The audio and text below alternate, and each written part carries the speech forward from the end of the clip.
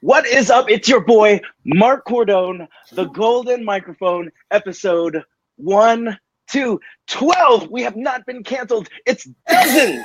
We've done dozens of these golden mics, and it just gets better and better every single day.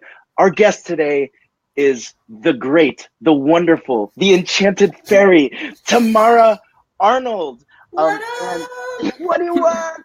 Tamara is going to talk to us about how to stop the self-sabotage train. I've definitely jumped on that multiple times. Woo, woo. If you've jumped on the self-sabotage train, or if you've been on it, or you feel like you've been on it, give us a woo, woo. Oh my God, please do. I want to see all the woo-woos. Someone give us a woo-woo, whether it be watching live or on the replay. It is good to see you all today. It is really good to see you.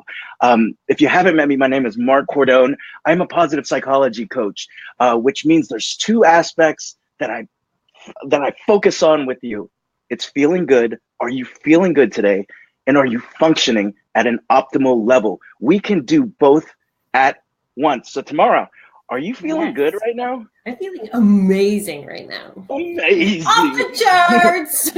Are you functioning well? Are you functioning at an optimal level? Yes, actually I am. I have a Fitbit and I got 1 hour and 18 minutes of deep sleep last night, and that's a big deal. That makes for really high functioning and optimal. Yes, I got some deep sleep as well. I don't know if I got an hour or 15 minutes. My watch doesn't say so, but I feel like I got an hour or 15 minutes, and I feel even more super energized when you're around. I'm so happy that we're talking today. So, for everybody out there, if you're feeling amazing and you're functioning at an amazing level today, I want you to give me a heart. I want you to give me a big old heart right now. Can you give me a heart? And Tamara, can you give the heart? Can you pretend like the heart is pumping with that? Yes, I can, Mark. I practice and all the time. If one of those days where it's like, nah, Cordone, I'm not feeling amazing, or not feeling particularly like I'm doing amazing. It's okay. It's okay to have these days. Have a fun time watching us, but give us up. It's okay to have those days. Also, if you're just feeling hopeful right now, if you feel like your future is freaking you out in a good way, can you do the wow face, Tamara? The wow face? Yeah, you know the yellow wow face? Oh my gosh! That one? That's cool. I can do it. I've never seen. That is the most terrifying I've seen. Now remember, we're going to talk about like a whole bunch of things with my wow face. It's like I can eat all of the things. We're going to have a really good show. Stick around with us today. Again, the self-sabotaging train, if that's something that you feel like you're jumping on, give us a woo-woo. We got a woo-woo from Eleanor Miller. Eleanor, thank you for being so awesome. Woo-woo. We got Bellin, who's checking in saying, this is going to rock the world. Yes, Bellin. Heart, face, heart. Bell, it is good to hear from you today. Bell, have you ever felt like you were on a self-sabotaging train? Give us a woo-woo. Then we've got Aaron. We've got Aaron checking in saying, why do I hear the 1990 song, The Train, each time you say woo-woo? So let's come on, ride the train. The train. And ride it. Woo, woo. Totally. Aaron, we hope you are doing well. Aaron, if you've ever been on a self-sabotaging train or seen somebody, give us a woo-woo. Bellin has given us a woo-woo times 2. She gave it. And Bellin is hanging out at Cafe, and they're enjoying us both. That's awesome. Nice. That's awesome. So before we go into and how we can get off of that, Tamara, what story? Okay, so I'm going to be straight up honest with you, Mark, and say that my connection isn't really good and you have froze. And I don't know if it's frozen for everybody else because I can't hear you and I want to answer all your questions and be super present. Okay, so I'm there going you're to back. send you. So that's fine. We did too many woo-woos. We broke the internet. We broke the internet, y'all. It's not the first But we're time. back. So the question I just had to ask you before we go into everything is, what's your story?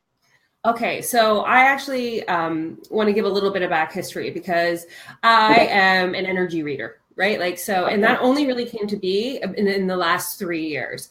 And I actually remember being an energy reader up until I was about 10 years old. But I grew up in a house with mental illness. And so at around 10, I realized that I needed to step back of being a child and step forward in taking care of those I loved. And Hmm. so I started off in a family where mental health was present. And by the time I was like 17, I wanted to run away, right? Like I was ready to like kind of focus on being a kid again, being free, fun, childlike, all those kinds of things. And so I moved out at a nice and young, juicy age at 17. By 18, I even ran further. I went on a Rotary exchange to Brazil because you're going to go as far as you possibly can Right to kind on. of regain who Tamara was. And that was a really pivotal year. Like that was an anchoring year for me. But when I came home, and if anyone's gone on a Rotary exchange, nobody tells you that you go away and everything is one way, and then you come home and your life is completely different. Like everything's changed. It's like you step into a movie that's fast forwarded a year. And so I got off this plane and I was like, I'm still the same Tamara. I'm even like better because I've just had this year to myself. And I got off and I was like, what happened? Everything was different. And so I felt like automatically right then and there that there was a little bit of discomfort and struggle with me coming back. Right. Mm-hmm. And so I tried to solve the problem by getting pregnant and making my own little person to have like a little family, like, and love me and Okay. like, Well, yeah. Why yeah. not? Right. Like that seems like a Yeah. logical thing to do with the first person you sleep with. And so I, all of these things have been running for mental illness. And what happened is my son actually was on a bigger journey than I could have even, estimated would happen. And so by the time he was 8, he was threatening to kill himself. We started into the mental health path with him. And from 8 until he was 17, there were so many different layers of I was no longer Tamara again. I became Ethan's mom, and you will do anything to help your kid and to solve a problem with them. And so slowly but surely, my entire being left me. And we were in and out of therapies, hospitals, residences, you name it.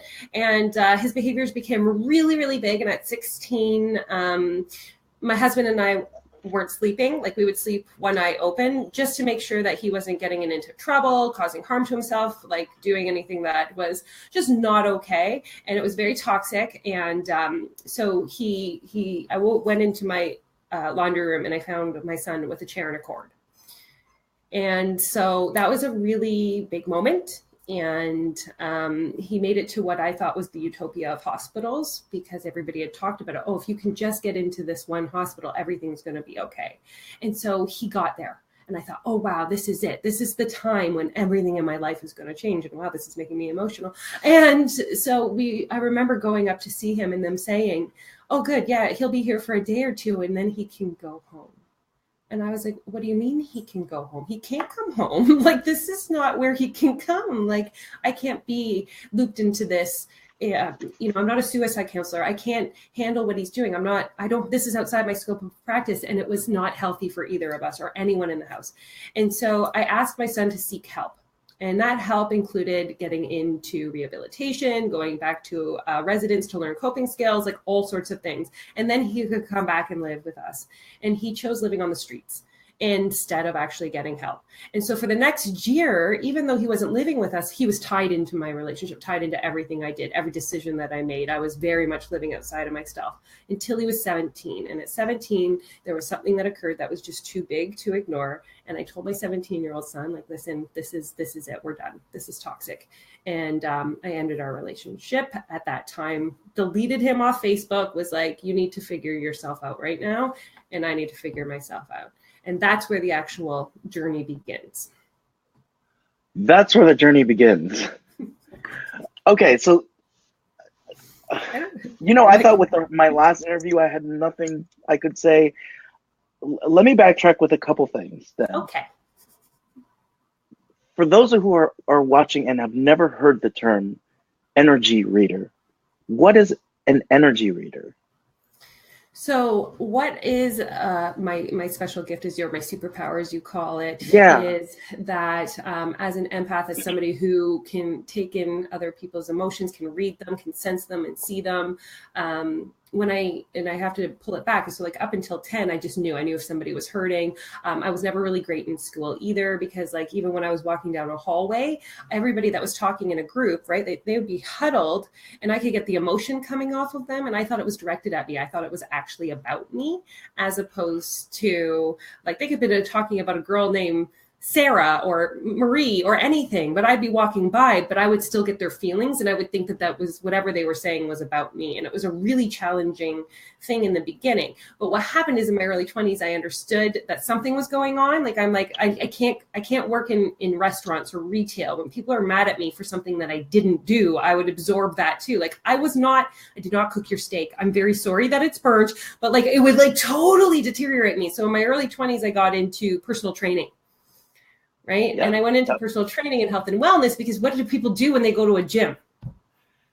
They get super happy. They get super happy and they feel really freaking good. And so I'd walk into that job and I'd be like, yeah, and I could dance, which we know this is what it's about. And I could be fun. And there was like all of this like high energy, high vibration thing. And I'd go into work and I'd be like, ha. And at the time, I didn't really understand that I was an energy reader. So I just knew that I just was a sponge for my surroundings, right? Like I totally became whatever the vibration of that I was surrounded by. And so when Ethan and I stopped talking and I started meditating, it just kept getting deeper and deeper that I would receive messaging from source, from angels.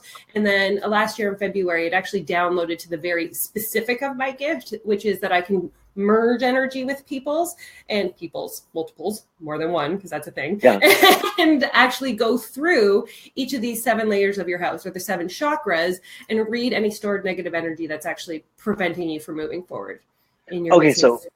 So early, young Tamara. Did you grow up in Canada? Oh yeah. Did you grow up in Canada? Okay, so young Tamara growing up in Canada, it wasn't just something where you're like, yeah, I'm a 10-year-old energy reader and oh my gosh, I need to just switch this off right now because there's some stuff going on at home. It was more so that there were some things that you were picking up on, some maybe spidey senses or something like that. And oh yeah, everything, everywhere I went, that led to like some numbing behaviors that were not positive. Okay, right on. Now, did you think that you were different, or did you think that everybody thought this? Like everybody had this kind of, I don't know. Like to me, I mean, the only, when I wrote down, I was like, there was a certain sensitivity that you had, to things. And like, did you think that everyone had this?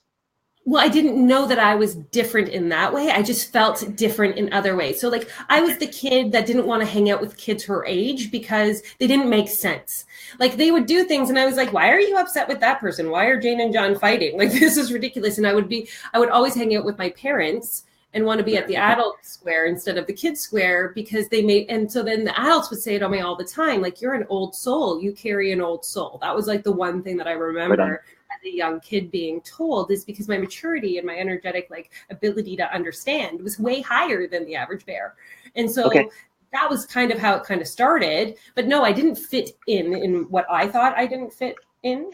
I think being a complete geek and nerd and, it's totally cool now in a fantasy. Like I used to play sick. Like I used to actually, like, this is too much information, I'm sure, for everybody, stick a toothbrush down my throat to get sick in the morning if I was reading a really good book and I wanted to stay home and finish the book. I would stay up all night reading. You hustler. I know. Fantasy novels, fairies, princesses, all of this magical. Like, and to this day, I read magic books, right?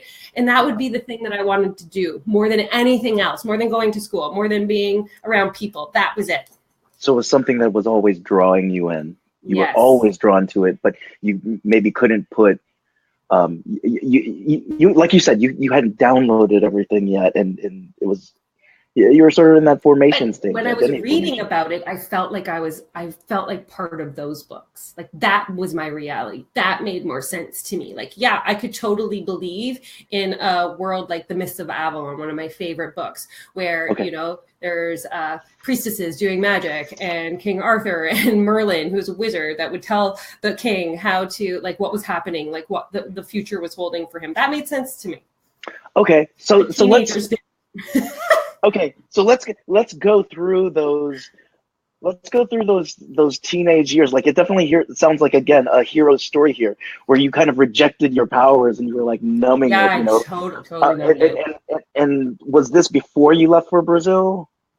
Oh yeah. Yeah, yeah, It yeah. No, was? Okay. I when I moved out at 17, that was when I really wanted to like let go, right? So like I love my mom and I love everything about my childhood. I wouldn't change anything for the world, right? Because every single thing that happens to us brings us to this moment, to this time, to being able to serve and have compassion for others at the capacity that I do. Mm, However, I did feel like her well-being was my responsibility, right? So okay. like if she was sad, I wanted to make her happy. If she didn't want to go out, I wanted to stay home with her and make sure she was okay. That was part of that energetic empath and what Yeah. I now know is a negative cord of attachment, also known as codependency.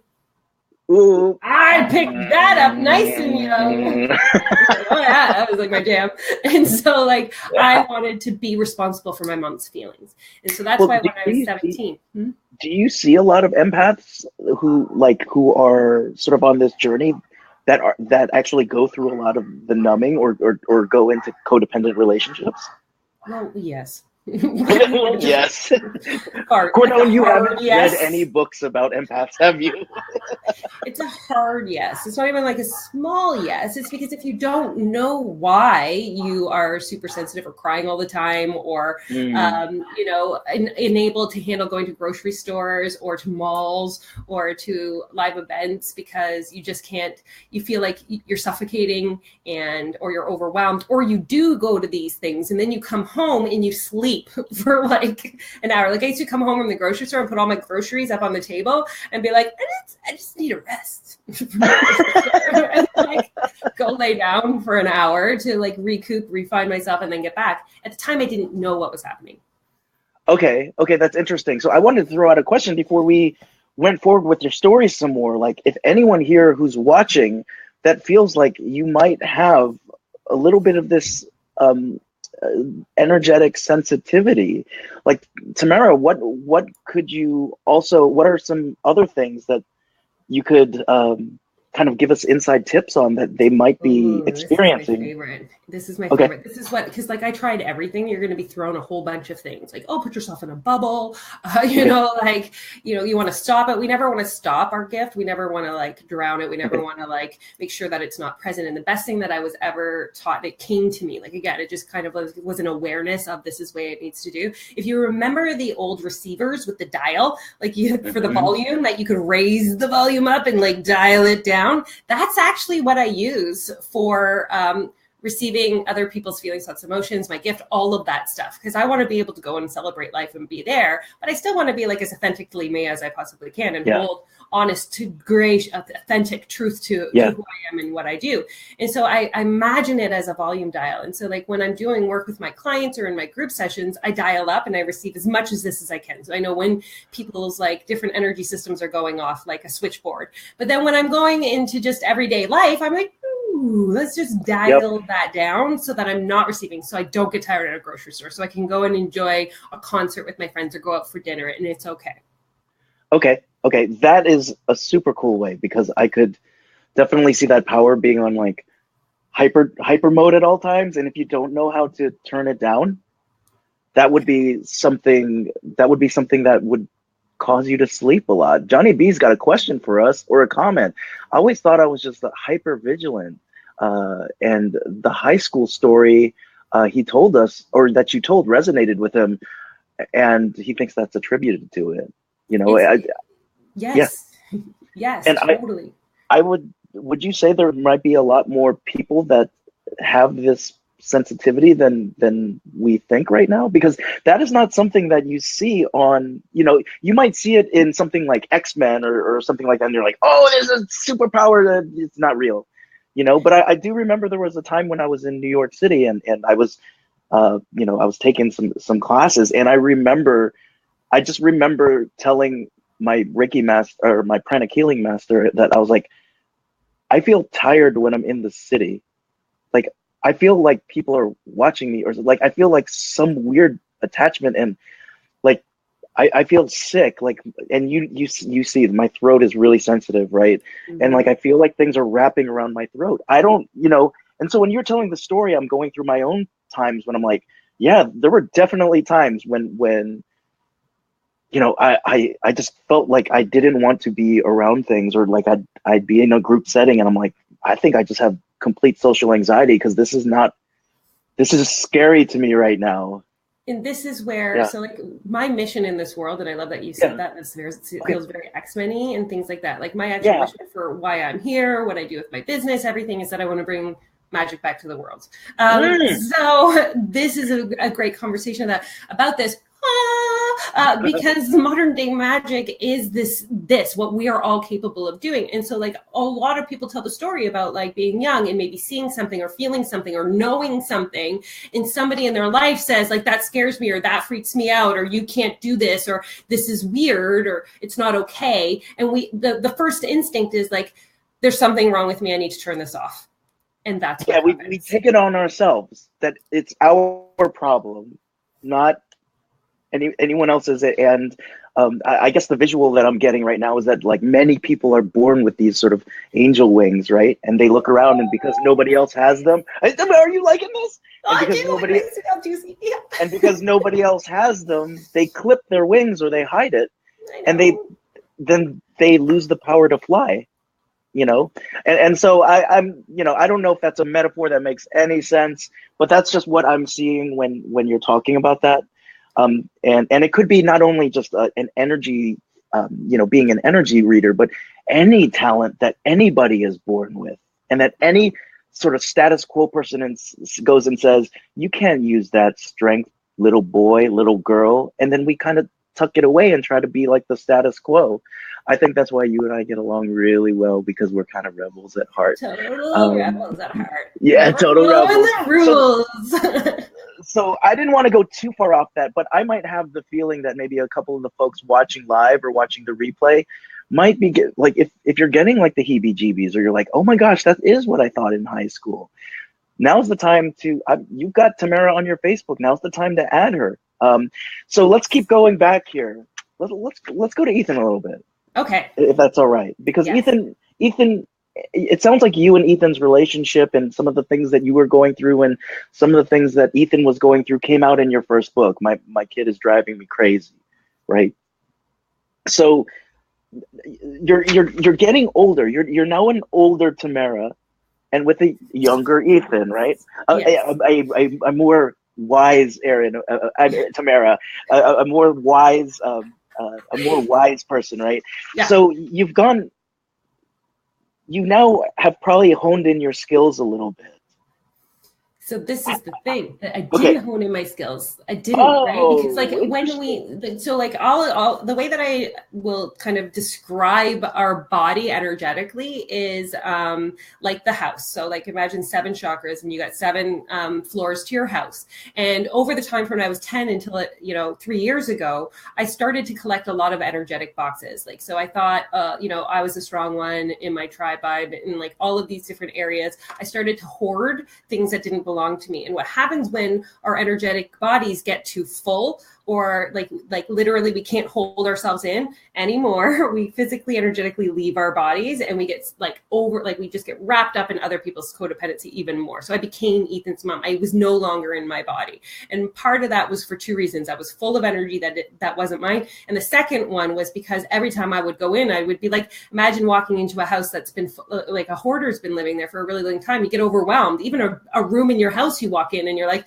I don't know where to Yep. start, so I'm Totally. just Yep. gonna not do anything right now. And I would leave again. And then because I was out, all I did was think, eat, sleep, breathe, worry about Ethan. Okay. So you were completely outside of your body at Oh this yeah, point. totally. Oh yeah. Oh yeah. There I Oh was, yeah. not in here at all. So I didn't really have a chance to be present with myself or my gift, or to hone it and to nurture it and to work with it, until 3 years ago when him and I broke up, which was only for 6 months. Everybody, we came back together after 6 months. Okay. It was beautiful. Okay. Right on. Well, let's talk about this. So we're here in the best mental health treatment center folks are saying Ethan's going to be able to come home in 24 hours. And you're like, y'all, 20 or like this turnaround is too quick. And this is where the journey started happening, right? Something had happened where, you know, you had basically drawn the line and you were like, that's the end of the shit right now. We need to unFacebook each other, right? Mm-hmm. Mm-hmm. And you were like, that's the beginning of the story, right? And that's the beginning of the story, because I remember vividly walking into my living room and freezing. And my husband was like, are you okay? And I'm like, oh my fucking God, I don't know who I am anymore. I don't know what I like. I don't know what I don't like. I don't know where I'm going. I don't know what the next step is. I don't know. I don't remember Tamara. It's like all of a sudden I went back into my body and looked at all these boxes and everything that was in here. And I was like, who am I? Yeah. Because I had just spent 27 years, really, except for a year in Brazil, being somebody for somebody else. And now I had this open road in front of me, and I had like freedom to kind of think for myself and be for myself. And it totally caused me to go into depression. Yeah. Because I didn't have a clue. Like I at that point, I was questioning whether I wanted to be a personal trainer. That was a decade of my life. Really, I was like teaching the personal training course. I had been a fitness manager in the club. I had like taught spin classes and step classes. Like I was fitness, like Captain Fitness. And so like all of a sudden I'm like, what if I don't want to be her anymore? Like what if everything I thought was my reality really wasn't?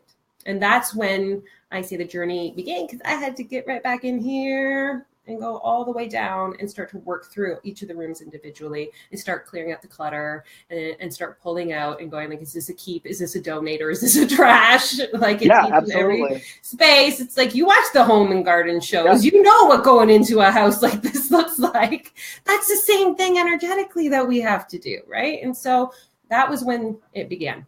Now, when you started doing this, when you started clearing out the metaphorical home, right? Was this something you were doing by yourself? No, God, no. Like, it's the same thing as why I was a personal trainer. You know what I mean? Like, people come to a personal trainer because they're not going to work out as hard. You're going to get to like 3 sets and go like, okay, right? So like the same thing is like as you're opening up these boxes and you're going like, this makes me feel something.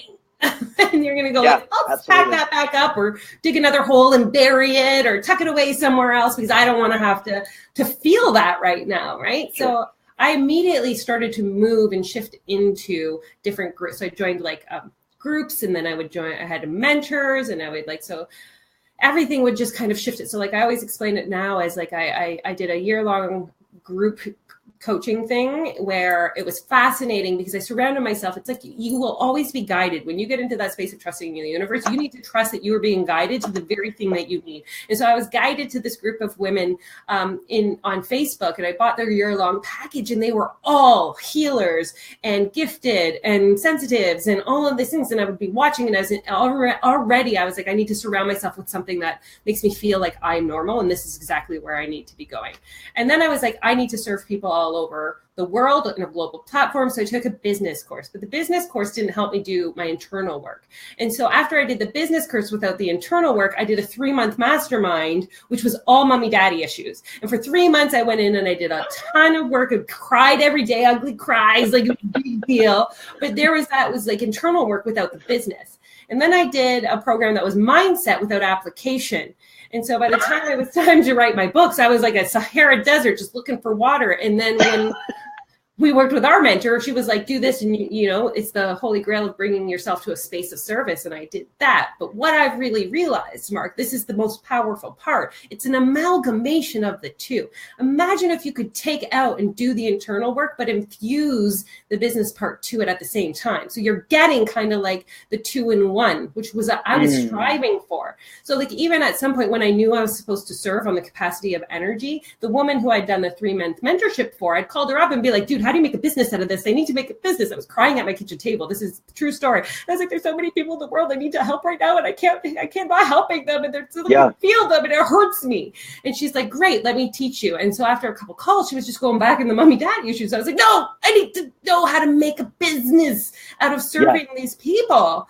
And so this is where like for me, this is the impact. This is the magic, right? It's like pulling out all of those boxes, bringing in new furniture, unlocking your gift, and being in the greatest sense of service for your people that you possibly can. That makes a lot of sense. And you know, for folks who are tuning in and are skeptical and like, there's no such thing as magic and stuff like that. Thank you for continuing to pay attention, because I've been a skeptic my whole life of stuff like this. And I also would like to say that there are things such as like if you just take two basic things, like if let's say two Venn diagram circles, and you have science here, so that could be like business, right? And then you've got art here, right? Which feels a lot more like, oh, that's like internal creative stuff. But then when you mix science and art, you've got something exponentially greater than the two, which I call magic. You know, even if you're in the corporate space right now, a lot of people can go and they can read the science. You can read the fucking textbooks, right? Yes. But then when you're actually in the space, there's an emotional intelligence that you have to work there. And really the true masters are the folks who can bring in two seemingly different areas. And that's what I'm hearing you talk about, the internal work that has been in separate domains and camps, and sort of an entrepreneurial business sort of service to the external world. Yeah. So as you're working through your internal shit, and then you're working on your external shit, where do they intersect? Does that make any sense, Tamara? It totally makes sense. Okay. And but the powerful thing here is like you can do all the internal work that you want, right? But like I look at it as if you're pulling like a weed garden, right? And so we store all this energy that's not serving us, and it's like weeds in our chakra system. And so like if you pull the weeds and don't plant a fresh garden, the weed garden just keeps pulling back. One of the things I've always I keep hearing is like, oh, but I've done this work already. And I'm like, and what did you do to like replant a new garden so that this didn't come back, or like the sediment didn't resettle, or things like that? And they're like, well, nothing. And then I'm like, well, why do you think that this doesn't just keep refilling or regrowing then, right? Like if we're going to do the internal work and take out what isn't serving us, then we need to be sure as heck that we're packing a new thought, belief, and like internal dialogue on top of that, so that it suffocates that energy that isn't ours, or that belief that isn't ours. That makes total sense. And I want to go back to your fascinating story again now. So now let's go to Tamara, who now is a couple years, like you were working through the sevens, right? You were working up and down, clearing them out, what to keep, doing the business classes. And now here you are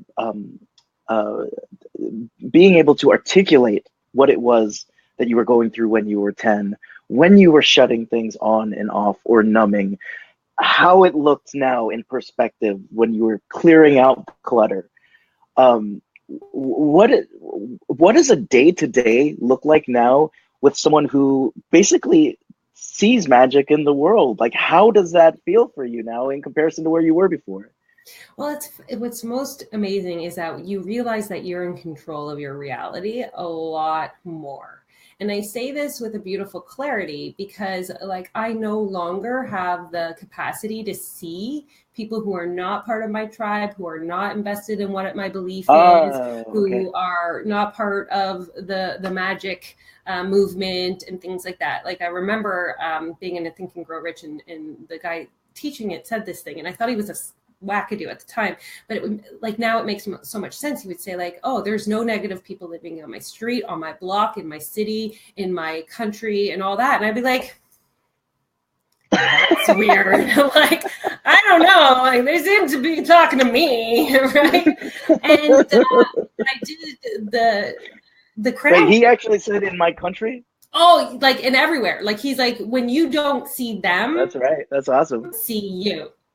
And so like after I've done all of this work and I got into like third eye crown work, and like crown is receiving, and like getting into a space of knowing that I can control what comes into my day, into my week, into my month. Everything is controlled by us. Like nothing is externally controlled. That I realized, like, truthfully, when you're surrounding yourself with high vibrational people and you're not allowing the negative in, imagine you don't see them anymore. It's like magic. They're just disappeared. They're gone. You know, one of the things that I love about that change in perspective, right? That shift, that mindset shift is, in some ways, and this could be translated to anything, but in this case, I could see you being a 10-year-old being like, why am I a victim to feeling like this, right? And I don't know why I said, I don't know if that's, that's any good. close That's to, good. No, really? This is like, you don't even know how powerful that is to me. Okay. Because Oh, really? In 2016, I went to the Archangel Summit in Toronto.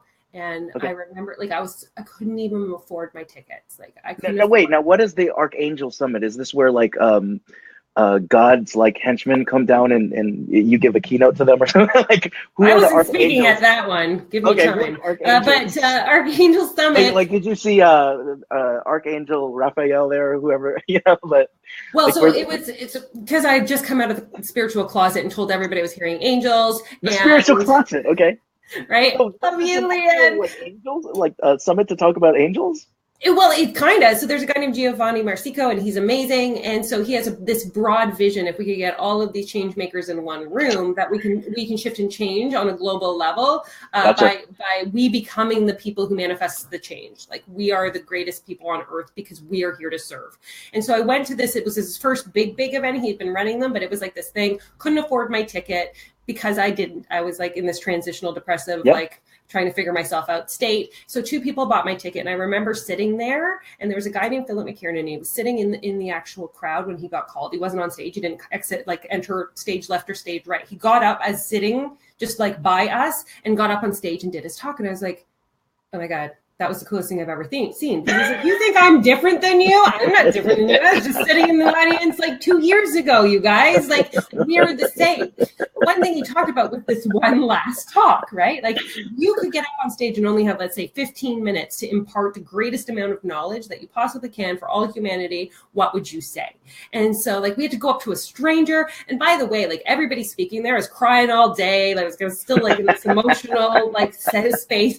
And I walked across the aisle to this stranger, and like, I'm like purple and crying and stuff, and he's like, hi, my name's Tamara, and he's like, what would your one last talk be? And this is what I said: it wasn't my fault. My mom's mental illness wasn't my fault. My son's mental illness wasn't my fault. I released all victimhood in that moment. I left it in the theater. I walked out a different person from this event. And then that's when the true Tamara started to actually be able to stand up and serve. So when you say that she felt like a victim, she felt like a victim a long time. And that only left in September of 2016. Okay. And it sounds like that was the pivotal moment. TSN turning point, that's what we say in Canada. It's the sports network. TSN, turning point in the game, where the game shifts and changes. Yes. So that was the TSN. That was the TSN, the turning point. Yes. And it does sound like the shift from feeling or experience the world as if you're a victim to being a creator with this gift now. I create the way that I want to. I create not only my street, I create my neighborhood, I create Canada, I create the world, right? Yes. And so there was a shift in that, you know, it just wasn't like, you're like, hey, powers, me, got him, business, started. There was mindset work also involved in there. There was shifting. Yes. Okay. Yes. Gotcha. Yes. And like I had done a lot of internal work, like a lot of internal. It wasn't until I wrote my first book, My Kid Is Driving Me Crazy, that I always explain it as like, that was the last 2 rooms of my energetic house I needed to clean, because it had opened up my throat chakra and it opened up my root chakra.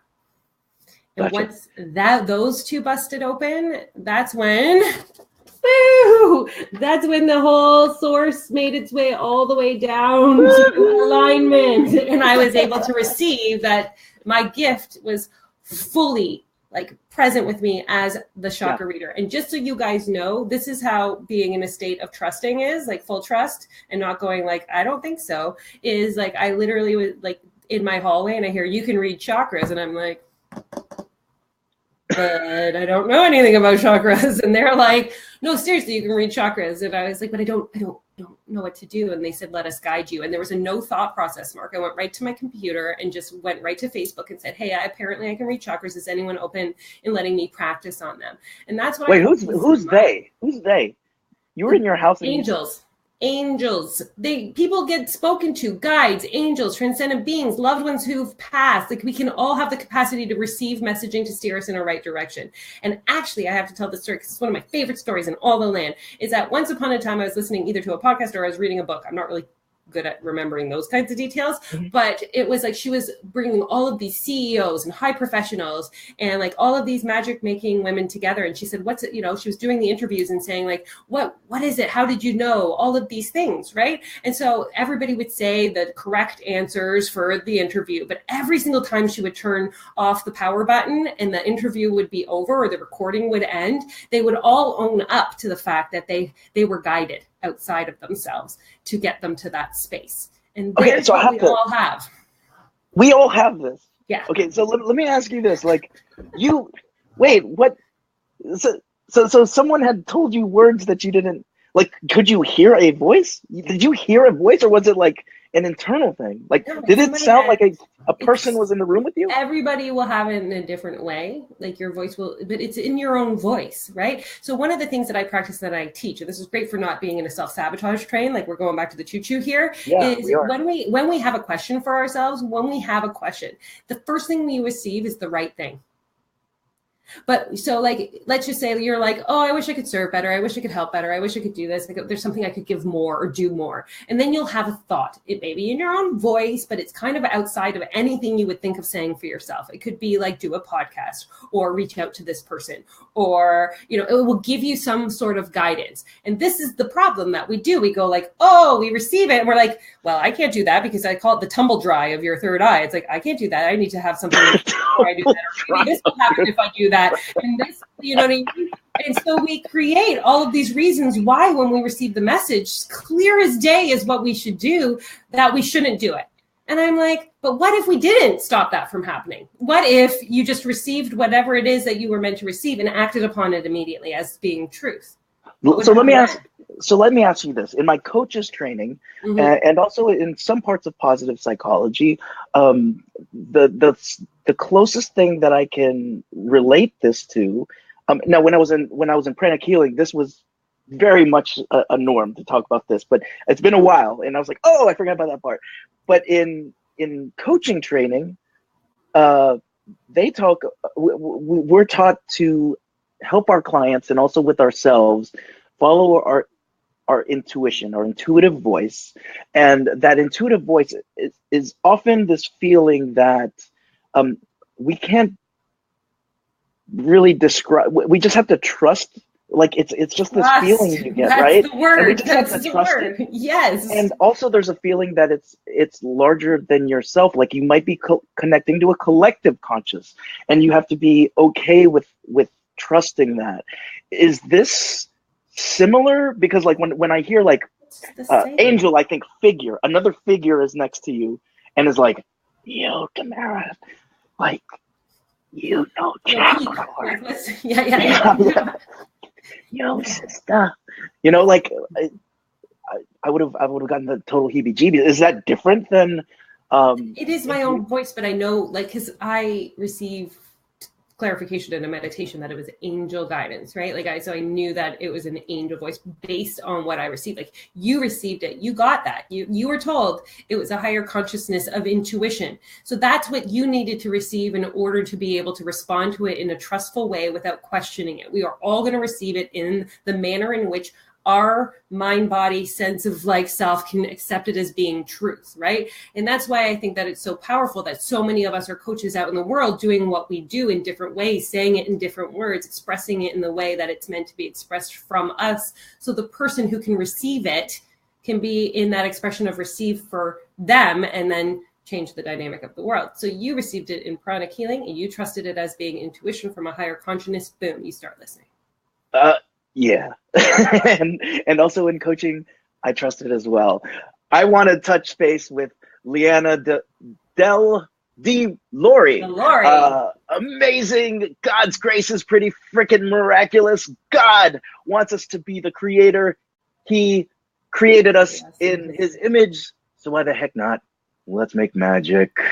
This is the true thing. So like, I'm totally going to hit up on this as being like, if anyone, yes, is in the space of, we talked about, there's only two ways to see this world. And this is like A Course in Miracles, if you've read it, or if you know it, Marianne Williamson, Wayne Dyer, Gabrielle Bernstein, like there's like this collective belief, and there's only two ways to see this world, right? Two ways only. One is through the lens of love. Now, when you're looking at the lens of love, everything is, as I'm saying it, it's as easy. It is like, there's no struggle. There's like, money is energy. You can find and be in the right spaces just by tuning into your intuition, as you say. Things are magical, right?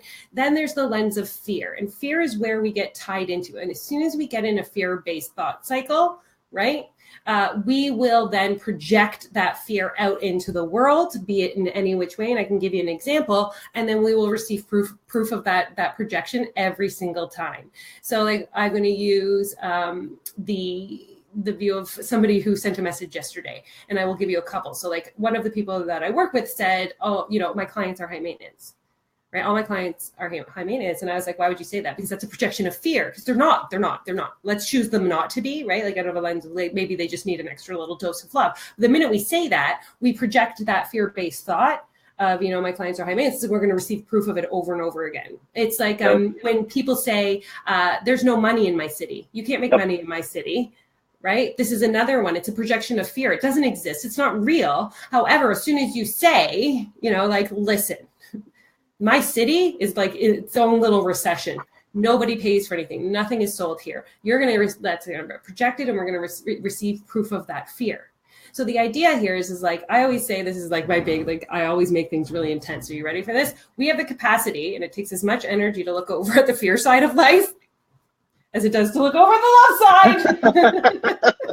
So do you have a rotating chair wherever you go so you can just turn perfectly? Right? Like when yeah.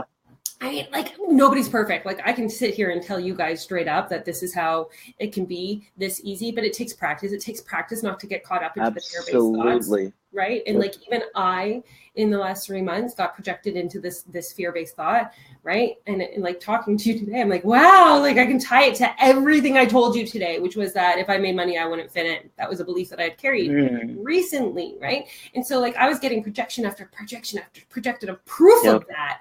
And so like, it took me pulling the weed out of the root chakra, because that's where that one lay, to like get back into seeing in the lens of love again, right? So like, it's a constant practice. But the more it's like riding a bike or driving. Do you remember the day that you could? Do you remember when it was easy? Do you remember when all of a sudden you weren't thinking about everything when you were riding a bike or driving?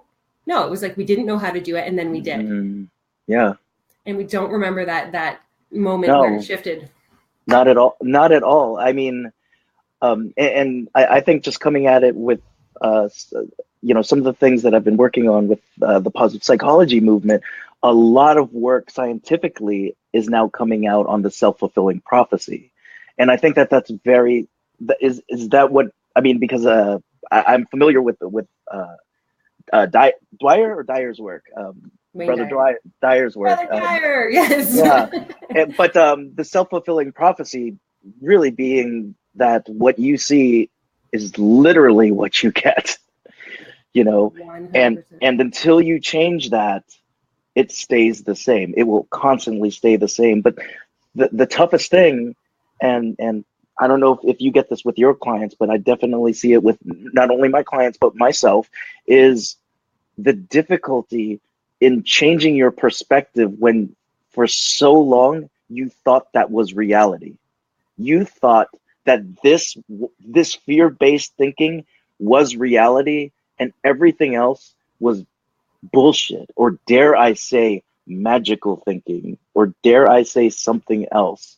And the I also must say that as folks start to embrace their actualized self, their best self, and begin to flourish, new perspectives start coming in to be like, are you sure that fear-based thinking isn't going to help you out right now?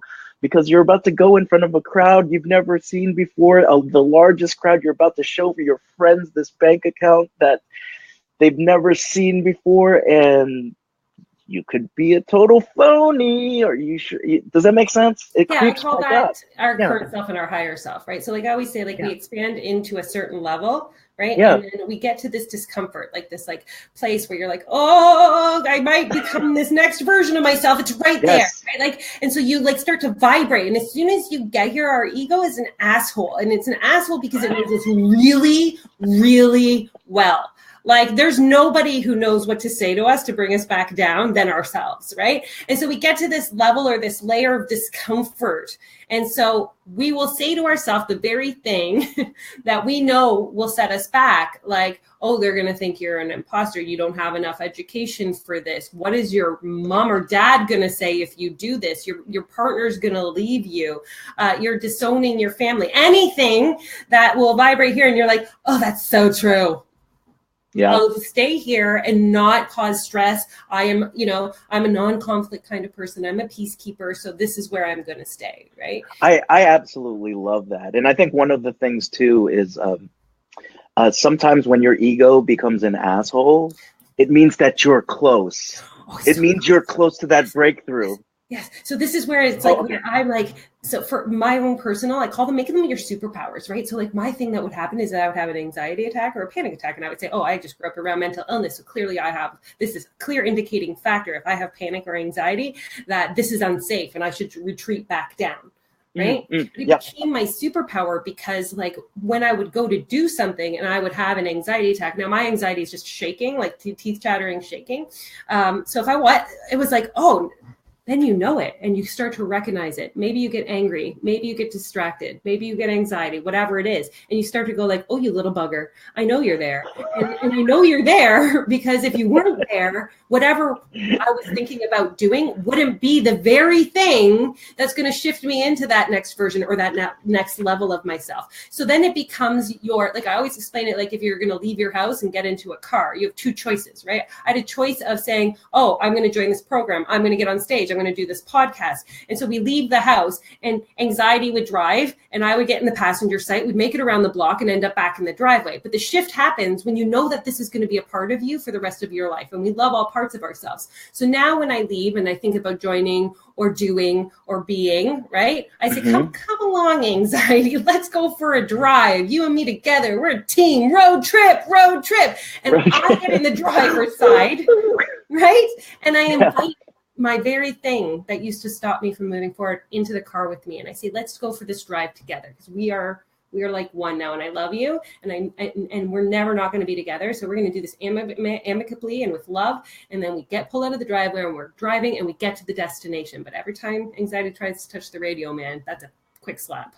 I'm so glad that you said that because in so many ways, that anxiety, that ego, whatever it may show up as when we're close to that change is actually our own body trying to protect ourselves. It's an antiquated version of fight or flight. Our bodies are meant to survive as long as it possibly can. And so the entrepreneurship is inherently risky. And so it would make sense that your mind, when you start going to next levels, or your ego or your gremlin would say, hey, dudess, don't do that. You're going to make a fool of yourself. Remember back when you did this, when you were 9-year-old Tamara, when you were 7-year-old Mark, and like everyone pointed and laughed at you? That's going to happen again. It's just trying to make sure that you're safe. But then when you take it in the car with you and say, road trip home slice, you can actually have a dance party with your gremlin.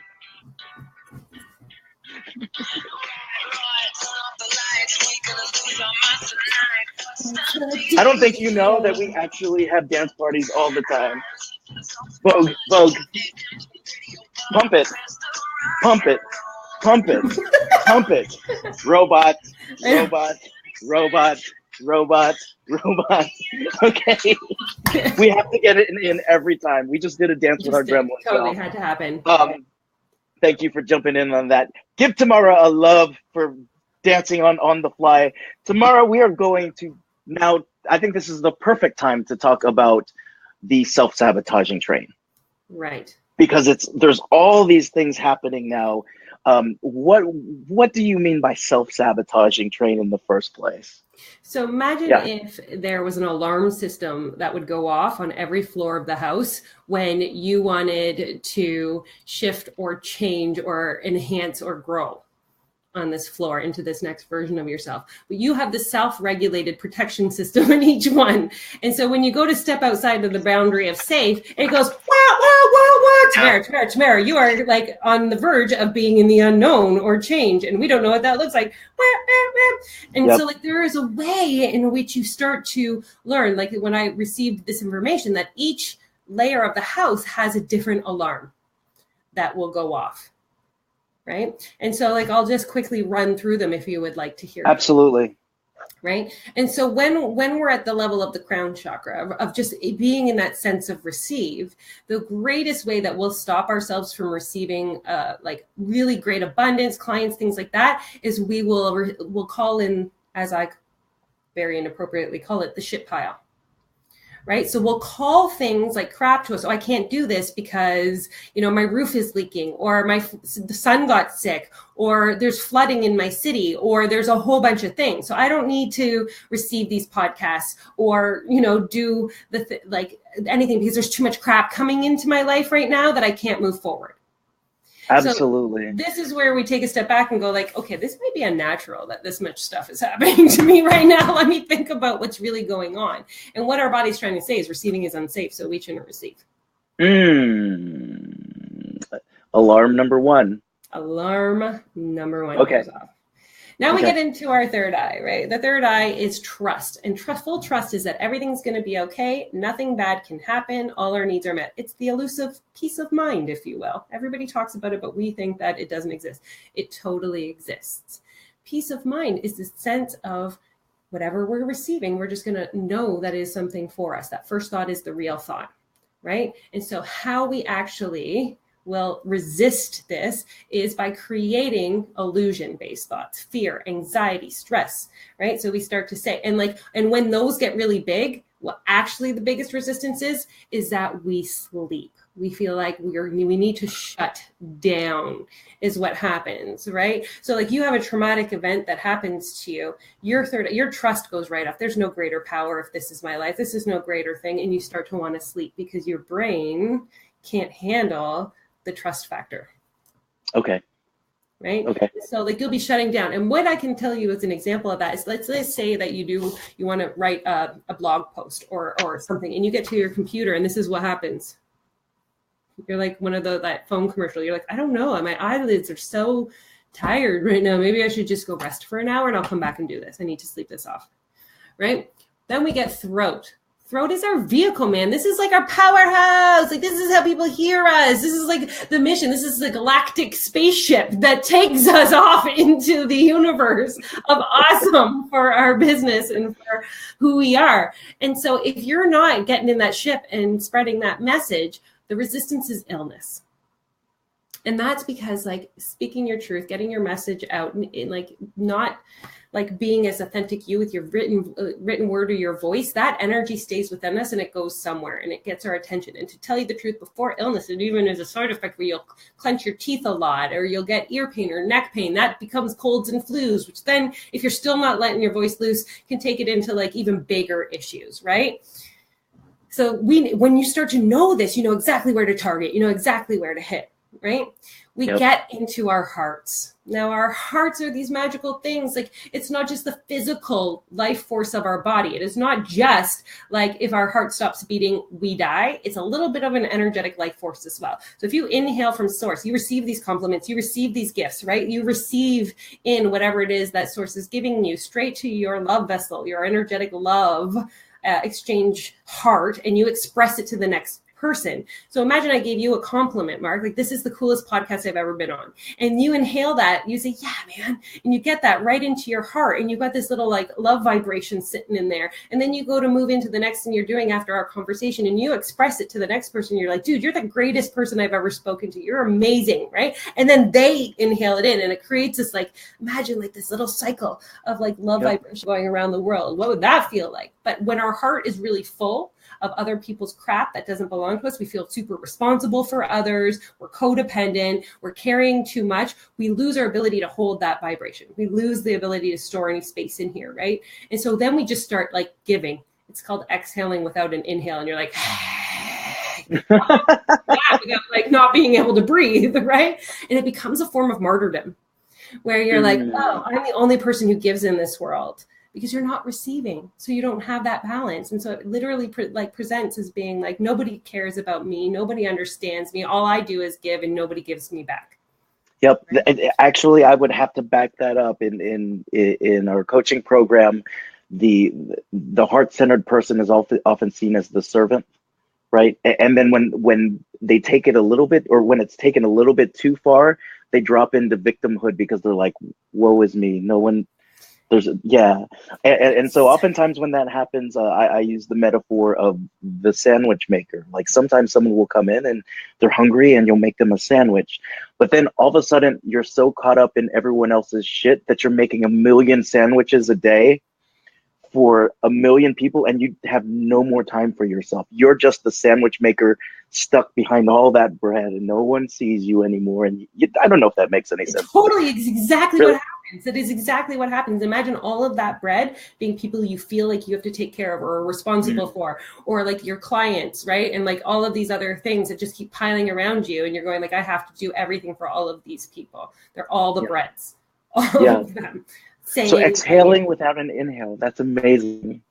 Right? Yeah. So then we move into your solar plexus, which is, I will just show this to you really quickly so we can see them, just so you have an idea, right? So like that's your crown. Solar plexus is the middle of your stomach, like it's right at the belly button level. And this is your current belief system in yourself. And we've talked about this one, right? Where we will absorb the beliefs of others thinking that they're reality. And why wouldn't we? Because there are parents or teachers or things, everybody. Like it's as simple as, like I always say, like somebody will say something to us and we have 3 seconds before we either make it a truth that we absorb it in and we go like, oh yeah, totally I'm fat, or totally I'm lazy, or totally I'm not good enough or worthy or deserving or whatever, based on what they say, right? Or we take this like baseball bat of light, as I explain it, and bunt it back into the universe and go, not mine, so not mine, right? But this ends up being like a junk drawer, and this junk drawer of carrying everybody's beliefs will actually show up like this. You will feel like an imposter. So you'll have imposter syndrome if you're carrying the beliefs that don't serve you. You will have perfectionism, like nothing I do is good enough. And you will also feel like what you currently have does not make you good enough to do your job. So you will need to get research, and you will need to read more books, and you will need to go back to school, and you will need to get more certifications, because who you are and what you are is not enough. Oh, yeah. Boom. Yeah. And so like, if you're feeling that way, you know you're carrying something from somebody else that isn't yours, because why would we ever say that about ourselves? Like, who would want to say that about themselves, right? Absolutely. Then we get into sacral. Sacral's like our sex and money, right? Like that is just above the pubis bone. That is the place of like sexual energy, sensual energy, feminine energy. This is where we stand confidently in our body, declaring our mission out into the world. I always say our sacral speaks before we do. Like you can see somebody whose sacral is on fire. Plus you also know these are the same kind of people like that walk in a room. Just to give you an example of what that like, if they've been intimate with their partner and they walk in the room, you're like, girl, you look like a glowy and stuff. We see you. You are in a different place. But what if you can carry that same vibration and not just have, sexual intimacy every 5 seconds of your life? But we want that energy, we want that vibration going at all times, right? And so we find a way to be fully present within ourselves, loving our fingers, toes, like everything about who we are, to exude that energy. If you're not exuding that energy of not being fully present to be seen, guess what the resistance is? Hiding. We are hiding. And I mean, it can present or show in the strangest of ways. You'll be like, why is it that every picture that is taken of me, you can't see my face? It might present as, I'll give you the example with you, with Sophia Romaldi, when she was like, oh, get on stage and do this. And I was like, no, man, I need to be in my studio. I need to be in my studio in space. And we can only read energy in this safe place. That was a sacral issue, right? Because that was not standing up and being fully seen. That was hiding, right? And so I'll do energy reading anywhere, anytime, any place now, because it was brought to my attention.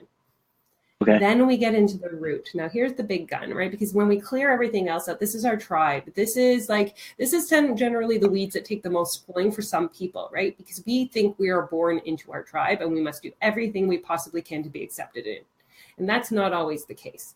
And so we have 4 pillars of the root chakra that as long as none of these are affecting you, your foundation is strong. So if you're not seeking the approval of others, or you're not fearing the judgment of others, if you're not people pleasing, and if you have strong boundaries right now for yourself, your root is magical. If you are still seeking the approval of family, friends, mentors, anyone, or you're afraid of the judgment, not saying your truth, not opening your throat chakra because one person, Aunt Jane, or Uncle Joe might say something, right? And so you hyper focus on seeking the approval of this one aunt or uncle. And there's 30 people that you could be making an impact with, but all we see is that judgment of that one person. Imagine how that's not helping you step into being present for your tribe, right? If you are people pleasing, well, if I do all these things for these people who are not in my tribe, I give them all of my energy, because that's what happens. Give 100% of my energy, people pleasing all of these people who are not my tribe, right? I don't have any energy to expend over on who I'm here to serve.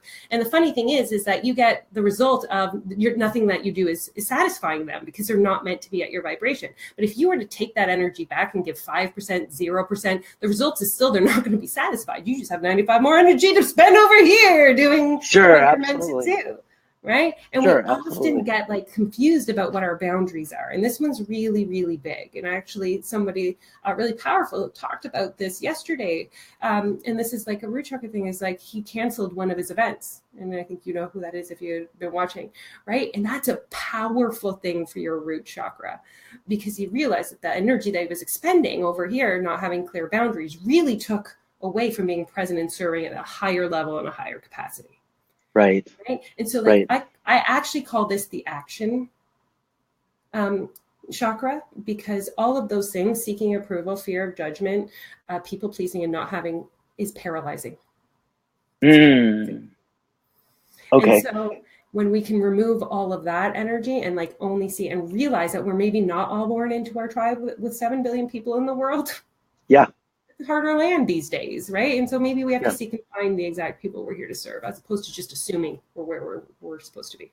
Sure. Now, essentially what I want to do right now is I want to ask you to do an assessment, where am I at with my 7 right now? But also at the same time, with the folks that are watching, is there a way that we can do self-assessments on this? Well, this is where, if you can address what's if you can become that, I always say awareness is the open book to easy. I hate when people think, oh, I realize that I'm seeking the approval of this mentor, and now my life is hard because I know that. I'm like, no, it's a polar opposite, right? Because as soon as we can get it from a subconscious thought to a conscious thought, we can actually physically work at removing it.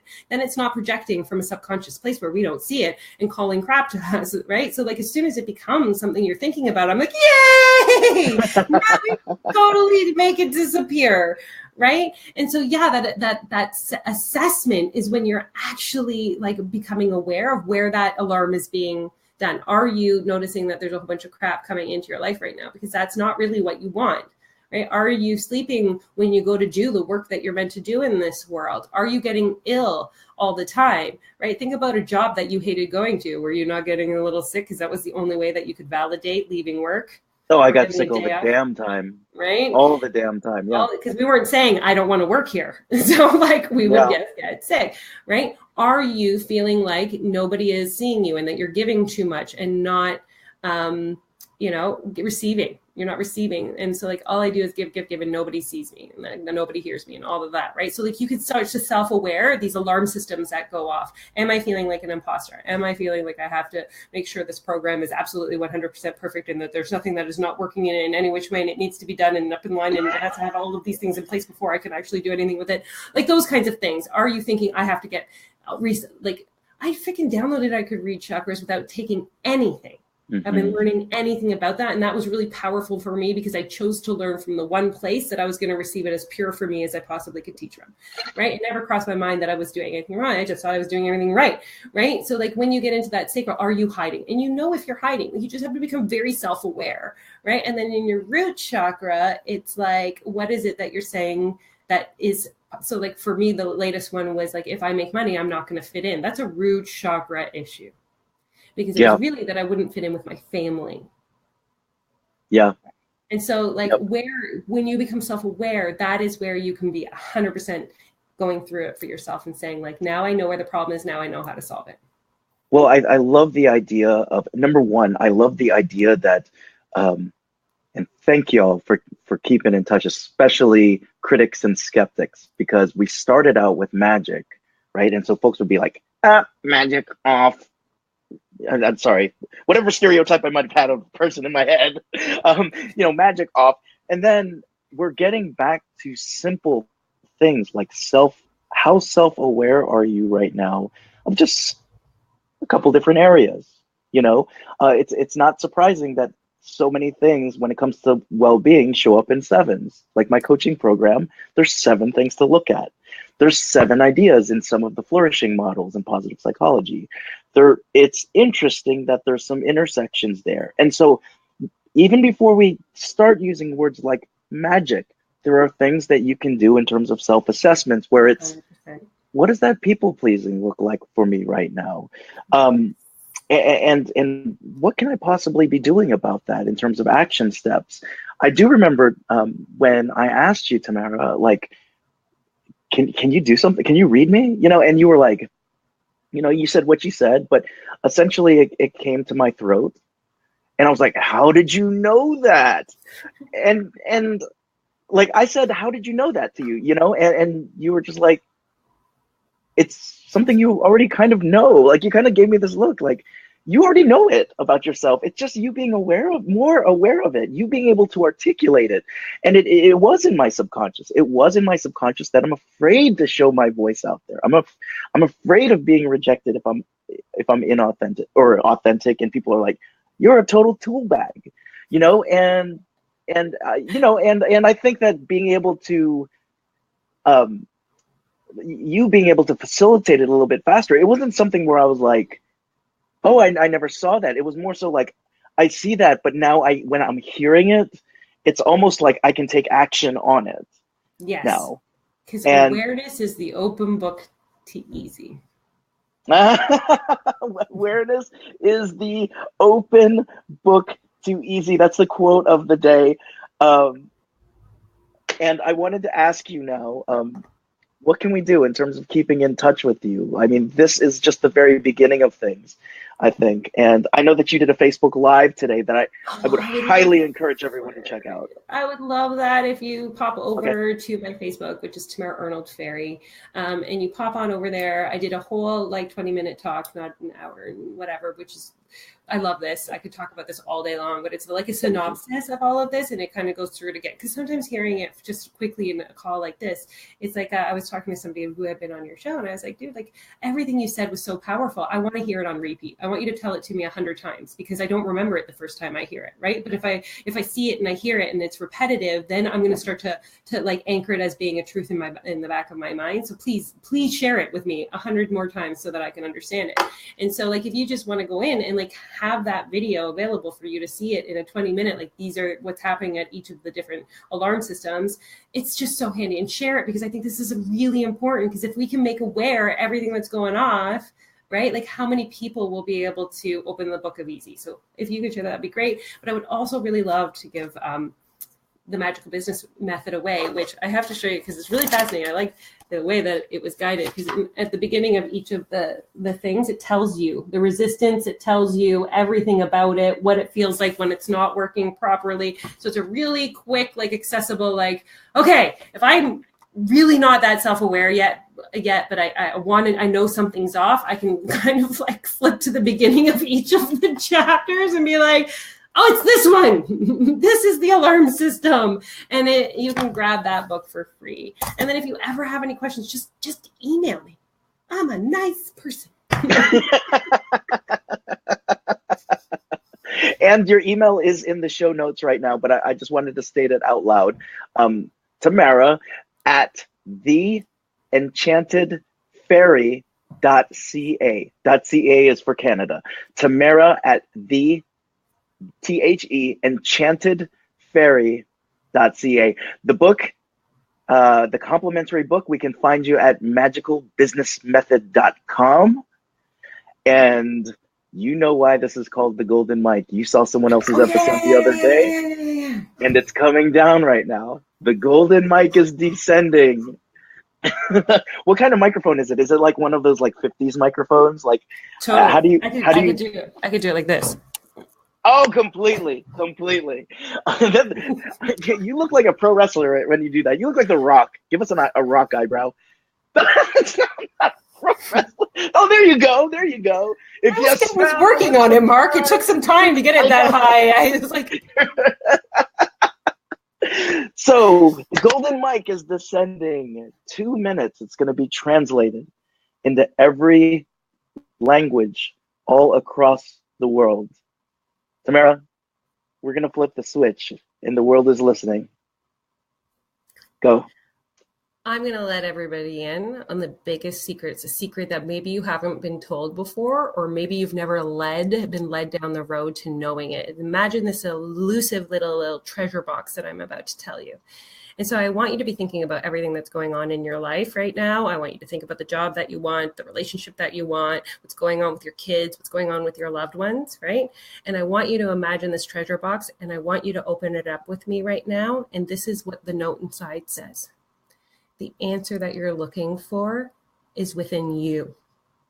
And I'm saying this because I want you to realize that there is nothing anyone else can say or do. There's nothing that you're going to be able to purchase or find in an inanimate object. But if you were to go in and feel and look and see and know what was going on in your very own body and your energy system, you would find the answer to that question. You would know it without a reasonable doubt. And I'm going to tell you how you know it. You're going to ask the question, and the first answer you receive is the very answer.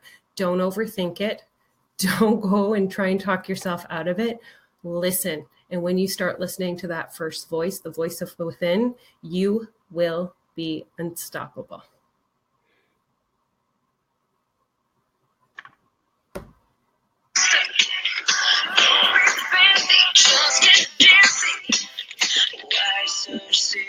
Yes.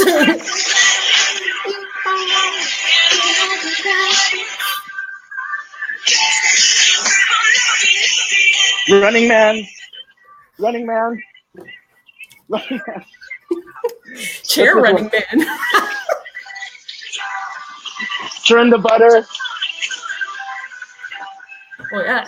Everybody, this has been the Golden Mic. Tamara Arnold just crushed it.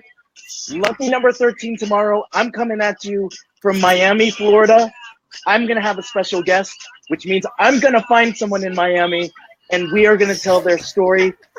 Strangers will become friends tomorrow. Keep in touch. But Tamara, thank you so much. Thank you. Golden Mic number 12 is over for the day.